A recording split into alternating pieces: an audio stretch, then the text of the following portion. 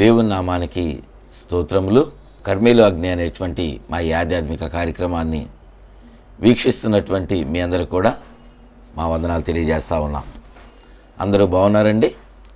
దేవుని వాక్యాన్ని ధ్యానం చేసుకుందాం.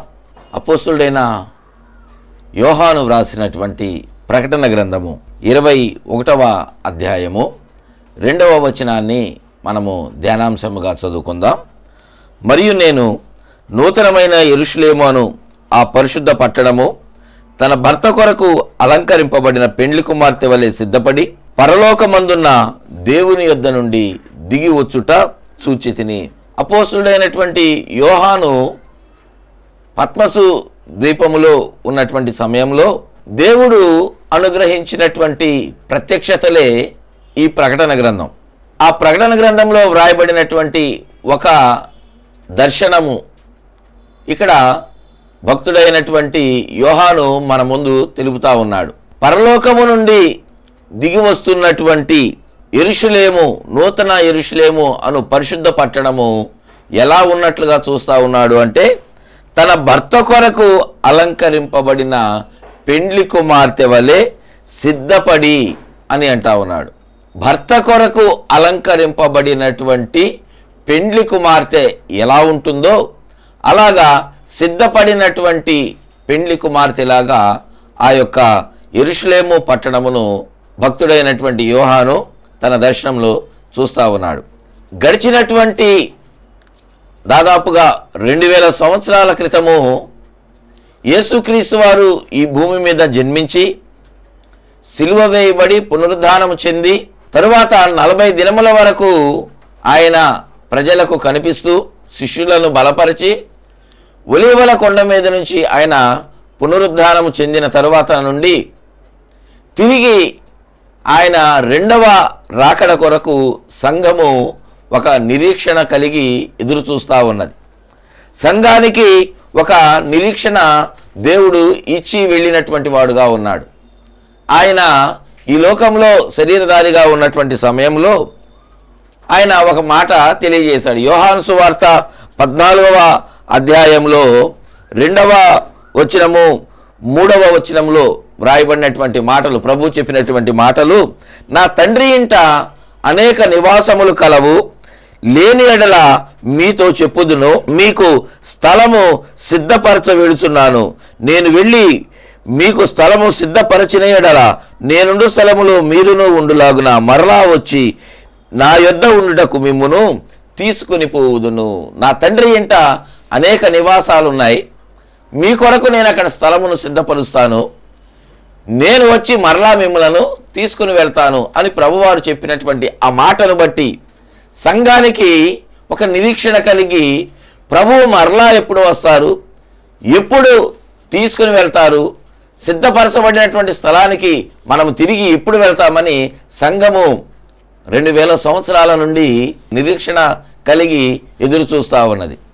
అయితే మొట్టమొదటగా మనము ఆలోచన చేయవలసింది ఏంటంటే, స్థలం అనేటువంటిది ఒకటి సిద్ధపరచబడినటువంటిదిగా ఉన్నది.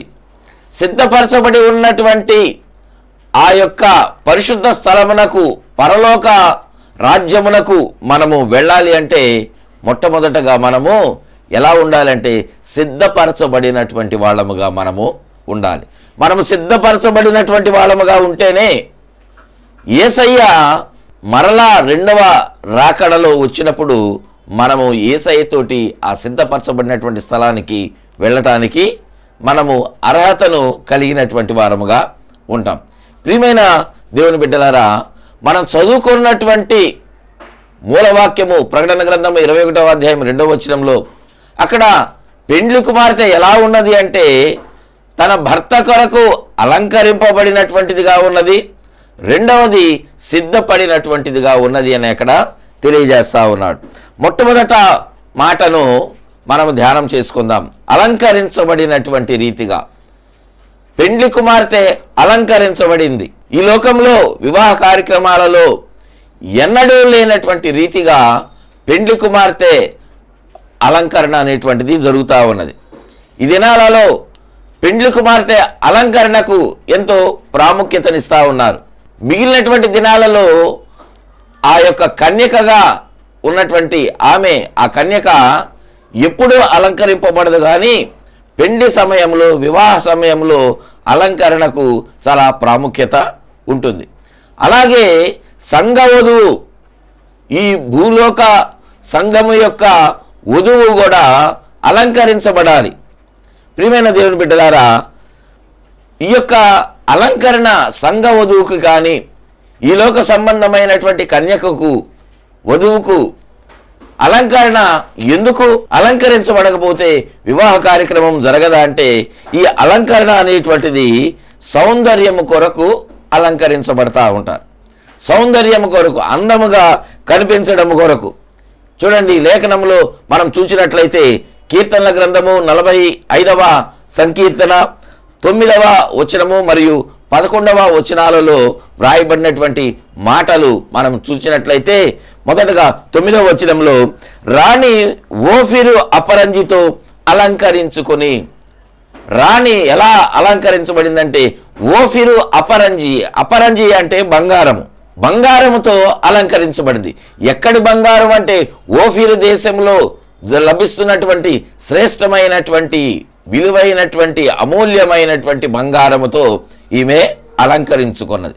11వ వచనంలో, ఈ రాజు నీ ప్రభువు, అతడు నీ సౌందర్యమును కోరినవాడు. రాజు ఏం చేస్తున్నా అంటే సౌందర్యమును కోరుకుంటున్నటువంటి వాడుగా ఉన్నాడు. ప్రియమైన దేవుని బిడ్డలారా, ఈ మాటలను బట్టి మనము గమనించినప్పుడు వధువుకు కావలసినటువంటి అలంకరణ సౌందర్యము కొరకు. ఎందుకంటే ఆ యొక్క పెండ్లి కుమారుడికి సౌందర్యవతి అయినటువంటి భార్య కావాలి.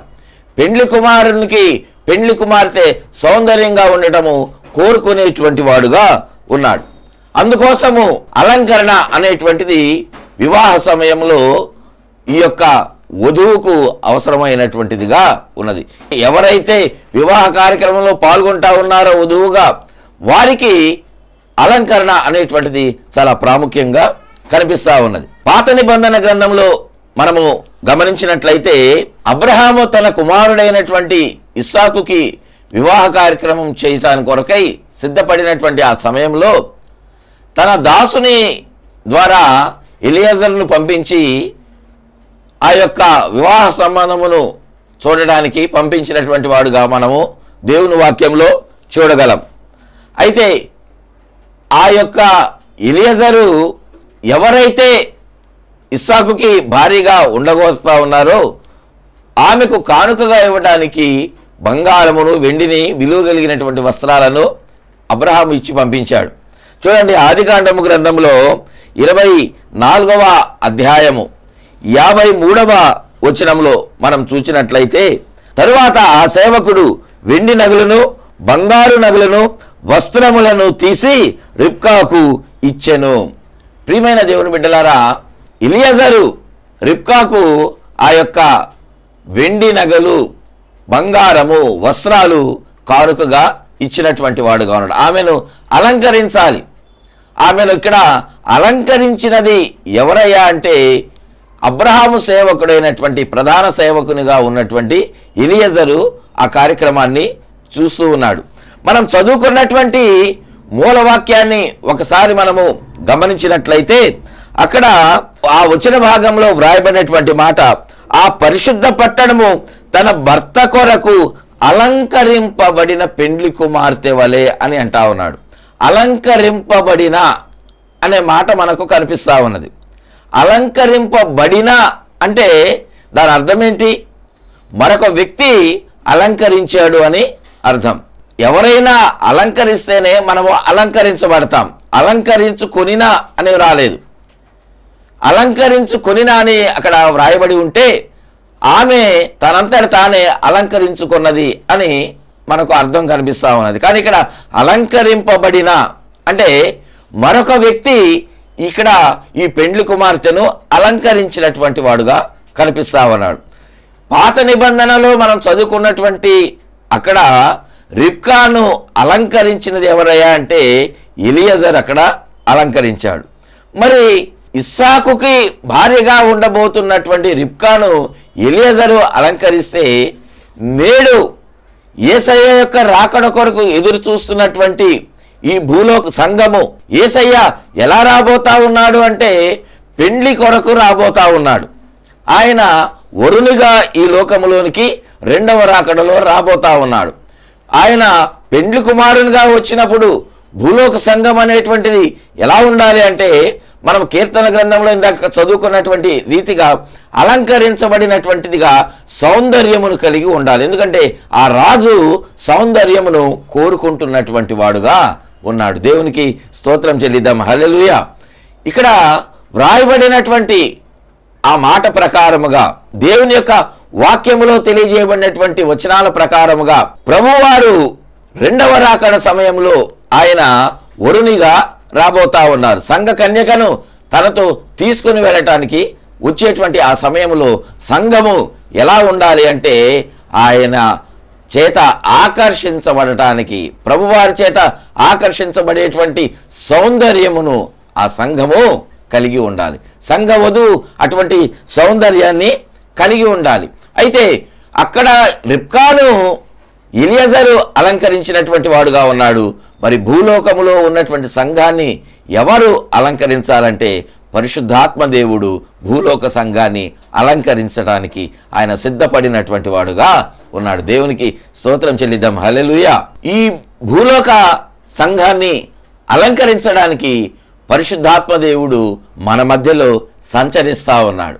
ఆయన మనలను అలంకరించేటువంటి పనిలో ఆయన ప్రతిదినము మనతోటి నడుస్తూ ఉన్నటువంటి వాడుగా ఉన్నాడు. ప్రియమైన వాళ్ళారా, ఈ విషయాన్ని మనము ధ్యానం చేసుకుంటున్నటువంటి సమయంలో పరిశుద్ధాత్మ దేవుడు ఎప్పుడు మనకు కనిపిస్తూ ఉన్నాడు అంటే యేసుక్రీస్తు వారు బాప్తిజం పొందుతున్నటువంటి సమయంలో పావురం వలె వచ్చినటువంటి సమయంలో అక్కడ ప్రభువారికి ఒక స్వరము వింటా ఉన్నారు. మనము ఆ వచన భాగాలను కూడా చదువుకుంటా ఉన్నాం. ఈయన నా ప్రియకుమారుడు, ఈయన యందు నేను ఆనందించుచున్నాను అని అక్కడ పరిశుద్ధాత్మ దేవుడు పావురము వలె వచ్చి యేసయ్య మీద వాలినటువంటి వాడుగా ఉన్నాడు. ప్రియమైన దేవుని బిడ్డలారా, అదే పరిశుద్ధాత్మ దేవుడు యేసుక్రీస్తు వారు పునరుద్ధానం చెందినటువంటి తర్వాత శిష్యులందరూ కూడా వారు మేడగదిలో చేరి వారు ఏక మనసుతోటి ప్రార్థన చేస్తూ ఉన్నటువంటి సమయంలో అపోస్తుల కార్యముల గ్రంథంలో అక్కడ వ్రాయబడినటువంటి వచనాలు 2వ అధ్యాయంలో ప్రారంభ వచనాల్లో వ్రాయబడతా ఉన్నది. వారందరూ కూడా మేడగది మీద ఏక మనసుతోటి దేవుని సన్నిధిలో ప్రార్థన చేస్తూ ఉన్నటువంటి సమయంలో పరిశుద్ధాత్మ దేవుడు అగ్ని నాలుకలుగా విభజించబడి ఒక్కొక్కరి మీద వ్రాలినప్పుడు వారు అన్య భాషలతో మాట్లాడినట్లుగా అక్కడ మనం చదువుకుంటా ఉన్నాం. శిష్యుల మీద, ఆయన బిడ్డల మీద పరిశుద్ధాత్మ దేవుడు ఎలాగ వచ్చాడు అంటే ఆయన అగ్నిలాగా వచ్చి ఉన్నాడు. యేసుక్రీస్తు వారి మీద పరిశుద్ధాత్మ దేవుడు శాంతికి చిహ్నంగా కనిపిస్తున్నటువంటి పరిశుద్ధాత్మ దేవుడు పావురంలాగా వచ్చి ఉన్నాడు. పరిశుద్ధాత్మ దేవుడు 2 రకాలుగా ఇక్కడ ఆయన ఈ లోకంలో సంచరించడం మనము చూసి ఉన్నాం. ప్రియమైన దేవుని బిడ్డలారా, యేసుక్రీస్తు వారి మీదకు పరిశుద్ధాత్మ దేవుడు పావురంలాగా ఎందుకు వచ్చాడు? శిష్యుల మీదకు అగ్నిలాగా ఎందుకు వచ్చాడు? ఎందుకు అలా వచ్చి ఉన్నాడంటే యేసుక్రీస్తు వారు ఆయన పరిశుద్ధతను కలిగినటువంటి వాడుగా ఉన్నాడు. ఆయన పరిశుద్ధమైనటువంటి జీవితాన్ని ఈ లోకంలో జీవించినటువంటి వాడుగా ఉన్నాడు. ఆయనలో ఏ నేరము లేదు, ఏ తప్పు లేదు. పాపముతో కూడినటువంటి లోకములో ఆయన జీవించినా కూడా ఆయన ఎలా ఉన్నాడంటే పాపము లేనటువంటి వానుగానే ఉన్నాడు. అటువంటి పాపము లేని పరిశుద్ధతను కలిగినటువంటి ప్రభువైన క్రీస్తు మీదకు అందుకే ఆయన పావురంలాగా వచ్చి ఉన్నాడు. కానీ మానవులందరూ కూడా ఎలా ఉన్నారంటే పాపముతో ఉన్నటువంటి శరీరాన్ని వాళ్ళు కలిగి ఉన్నారు. అంత మాత్రమే కాదు, కానీ వారి హృదయాలంతా కూడా పాపముతో కూడినటువంటివిగా కనిపిస్తూ ఉన్నాయి. అందుకే శిష్యులందరూ కూడా అనేక సార్లు వారు నడకలను బట్టి, ఆలోచనలను బట్టి వారు దేవునికి వ్యతిరేకంగా జీవించి ఉండవచ్చు, అవిశ్వాసాన్ని కలిగి ఉండవచ్చు. వాటన్నిటిని బట్టి వారికి పరిశుద్ధత అనేటువంటిది లేని సమయంలో వారిని పరిశుద్ధపరచడానికి ఆయన అగ్నిలాగా వచ్చాడు. దేవునికి స్తోత్రం చెల్లిద్దాం. హల్లెలూయా. ప్రియమైన దేవుని బిడ్డలారా, ఎవరైతే అపరిశుద్ధంగా ఉంటున్నారో పరిశుద్ధాత్మ దేవుడు వారిని మొట్టమొదట పరిశుద్ధపరిచేటువంటి వాడుగా ఉన్నాడు. ఇక్కడ సంఘము మీదకి, మేడగదిలో ఉన్నటువంటి అపోస్తుల మీదకి, అక్కడ ఉన్నటువంటి వారందరి మీదకి కూడా అగ్నిలాగా పరిశుద్ధాత్మ దేవుడు వచ్చి ఉన్నాడు. మనం గమనించినట్లయితే ఇశ్రాయేలీయులు వారి యొక్క ప్రయాణ సమయంలో దేవుడు వారికి తోడుగా ఉన్నాడు. ఎలా ఉన్నాడు అంటే పగలు మేఘస్తంభముగా ఉన్నాడు, రాత్రి అగ్నిస్తంభంలాగా ఉన్నాడు. పగలు రాత్రి ఒకే రీతిగా మేఘస్తంభముగా ఉండలేదు. అంతేగాని వారు రాత్రంతా కూడా అగ్నిస్తంభము వారి ముందు నడుస్తూ ఉంటే వారు వెంబడించినటువంటి వారుగా ఉన్నారు. పగలు ఒక రకంగా, రాత్రి ఒక రకంగా దేవుడు వారికి తోడుగా ఉండి నడిపించినటువంటి వాడుగా ఉన్నాడు. అటువంటి రీతిగా పరిశుద్ధాత్మ దేవుడు సంఘాన్ని అలంకరించేటువంటి బాధ్యతను తీసుకొని సంఘాన్ని వధువు సంఘముగా సిద్ధపరచి అలంకరించి యేసయ్య రాకడ కొరకు ఆ సమయంలో సంఘాన్ని అప్పగించడానికి సిద్ధముగా సంఘాన్ని అలంకరిస్తున్నటువంటి వాడుగా పరిశుద్ధాత్మ దేవుడు కనిపిస్తా ఉన్నాడు. ప్రియమైన దేవుని బిడ్డలారా, అబ్రహాము తండ్రి అయినటువంటి దేవునికి సాదృశ్యంగా ఉన్నాడు. ఇస్సాకు కుమారుడైనటువంటి యేసుక్రీస్తు వారికి సాదృశ్యంగా ఉన్నాడు. ఎలియజరు పరిశుద్ధాత్మ దేవుడు లాగా అలంకరించినటువంటి వాడుగా ఉన్నాడు. ప్రియమైన దేవుని బిడ్డలారా, మనము యేసయ్య యొక్క రాకడ కొరకు వధువుగా మనము ఉండాలి అనేటువంటిది సంఘము యొక్క ఉద్దేశము. అందుకే సంఘము ఎలా ఉండాలి అంటే సిద్ధపడినటువంటి సంఘముగా ఉండాలి, అలంకరించబడి సిద్ధపడినటువంటి వారముగా మనము ఉండాలి. అంటే దినదినము మన జీవితము ఎలా ఉంచుకోవాలి మనము అంటే ఆత్మీయంగా మనము దినదినము మన అలంకరణను సరి చేసుకుంటూ ఉండాలి. మనము మన యొక్క అలంకరణ సరిగా ఉన్నదా లేదా, నేను నా యొక్క అలంకరణను సరిగా నేను కలిగి ఉన్నానా లేదా చూచుకోవలసినటువంటి వారముగా మనము ఉంటా ఉన్నాం. చూడండి, మనం చదువుకున్నటువంటి మూలవాక్యములు అక్కడ అలంకరింపబడిన పెండ్లి కుమార్తె కనిపిస్తా ఉన్నది. అంటే వేరొకరి చేత అలంకరించబడినట్లుగా కనిపిస్తా ఉన్నది. కానీ మరొక వచనం చూద్దాం. ప్రకటన గ్రంథంలోనే 19వ అధ్యాయము 7వ వచనంలో అక్కడ వ్రాయబడినటువంటి ఆ మాట, గొర్రెపిల్ల వివాహోత్సవ సమయము వచ్చినది, ఆయన భార్య తన్ను తాను సిద్ధపరచుకొని ఉన్నది.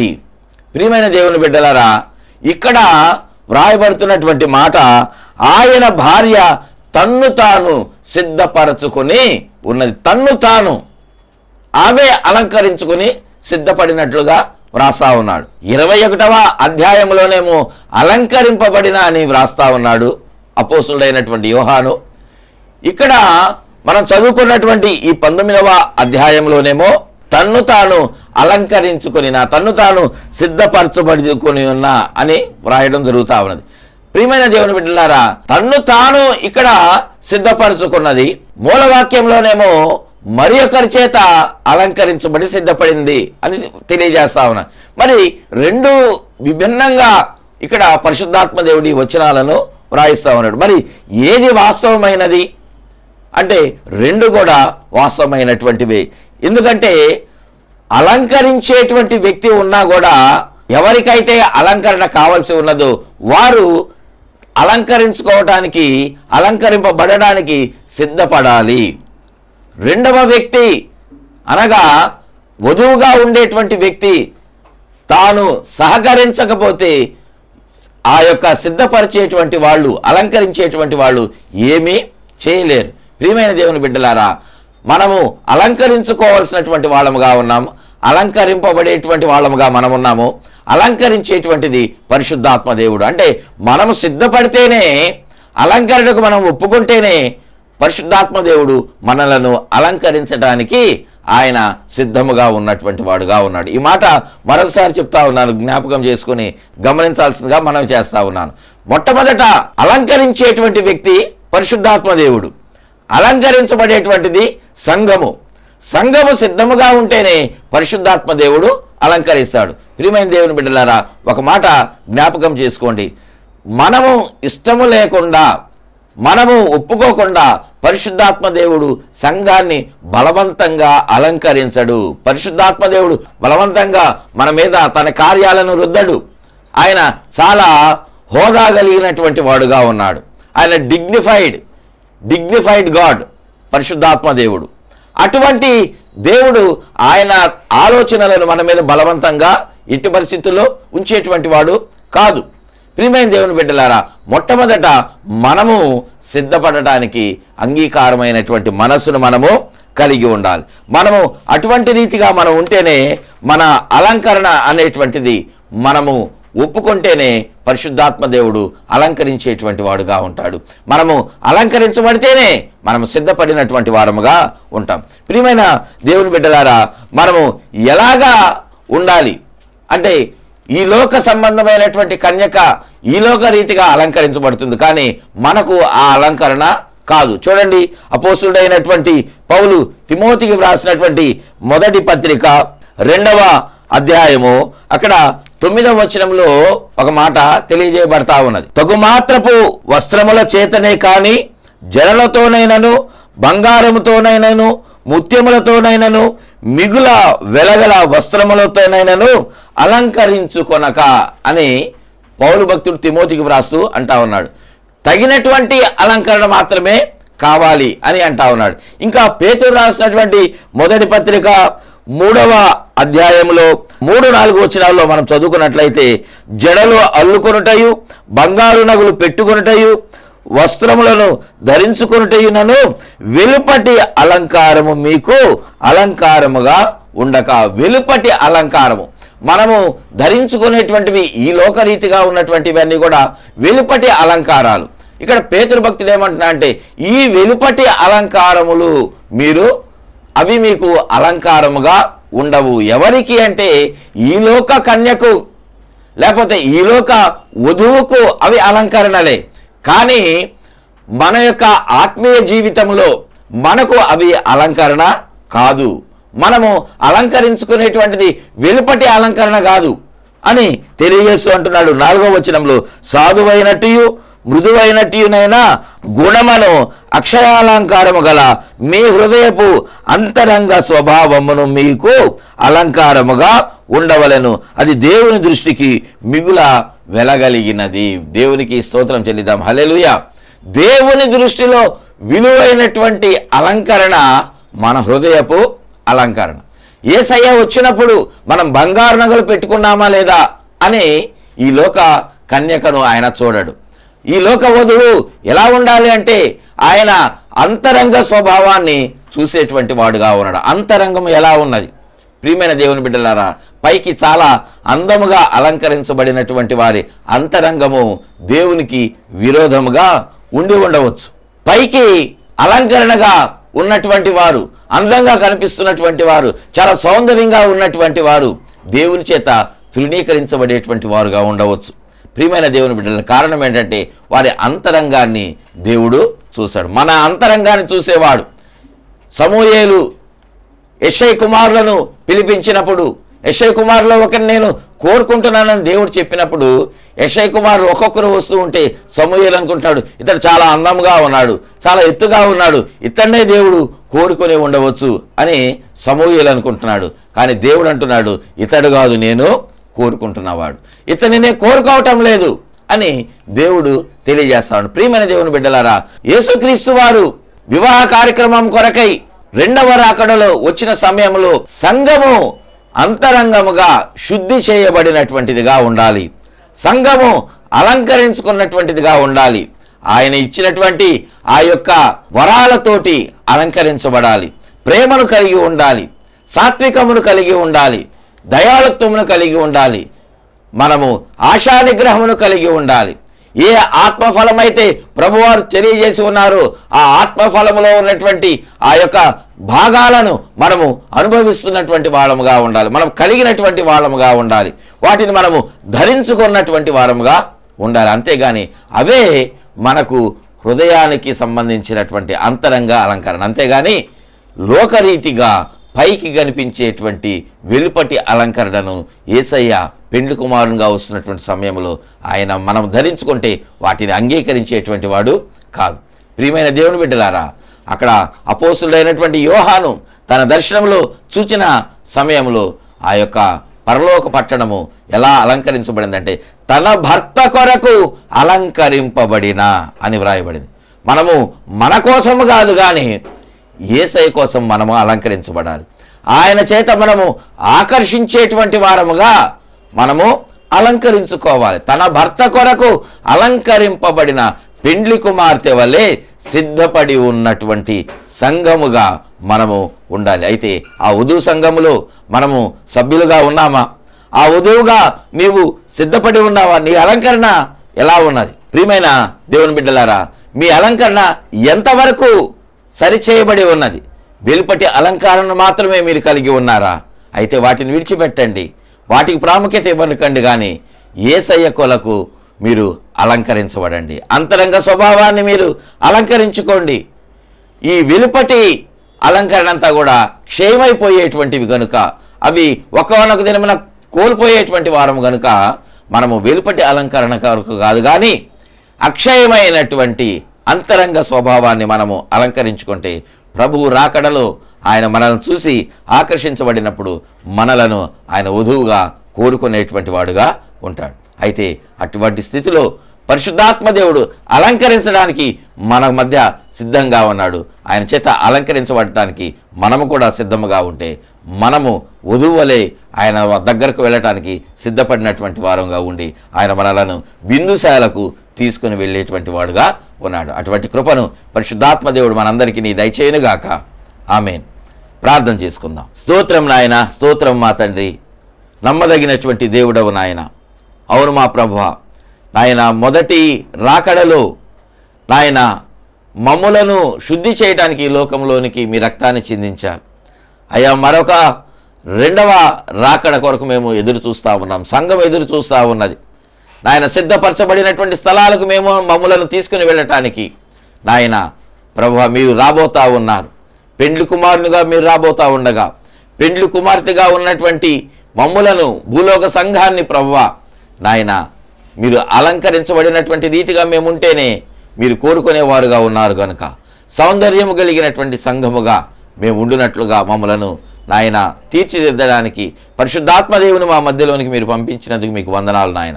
అలంకరించబడడానికి నాయన మేము ప్రభువా మా హృదయాలను సమర్పించుకోవడానికి కృప చూపించండి. అలంకరించుకోవడానికి మేము నాయన అంగీకరించే మనసును మాకు దయచేయండి ప్రభువా. మీకే మమ్మల్ని సమర్పించుకుంటున్నాం నాయన. మీ రాకడలో మేము విడిచిపెట్టబడితే మా ప్రభువా నాయన ఎంతో దౌర్భాగ్యములుగా ఉంటాము గనుక నాయన అలంకరించబడి మీ చేత కోరుకునేటువంటి సంఘముగా మమ్మలను సిద్ధపరచమని యేసయ్య నామమున అడిగి వేడుకుంటున్నాం తండ్రి. ఆమేన్, ఆమేన్, ఆమేన్. మన తండ్రి అయిన దేవుని ప్రేమ, మన ప్రభువును రక్షకుడైన యేసుక్రీస్తు వారి కృప, పరిశుద్ధాత్మ దేవుని యొక్క అన్యోన్యమైన సన్నిధి సహవాసం సదాకాలం తోడుగా ఉండి కార్యక్రమం చూసినటువంటి ప్రతి ఒక్కరిని అలంకరించి అంగీకరించినట్లుగా ఉండునుగాక. ఆమేన్, ఆమేన్, ఆమేన్. May God bless you all.